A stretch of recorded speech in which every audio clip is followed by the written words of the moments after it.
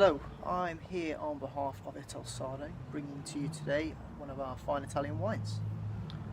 It's a white wine, Vermentino, from the island of Sardinia, called Karananj.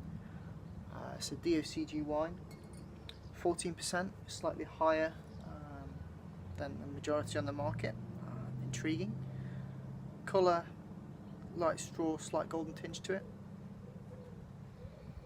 On the nose you get pear, green apple, grapefruit, a slightly floral finish, almost like a honeysuckle, which is nice. Nice layers to it.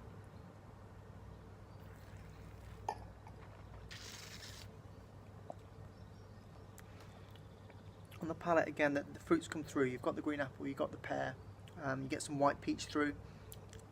Again, then finishing with that light floral finish, which is nice. Interesting that it is 14%, but it's lighter, it's well balanced. It's a fantastic example of a superior Vermentino. This is available from ourselves, Ital Sardo, at £18.50 a bottle. We'd love for you to try it and let us know what you think. Salute!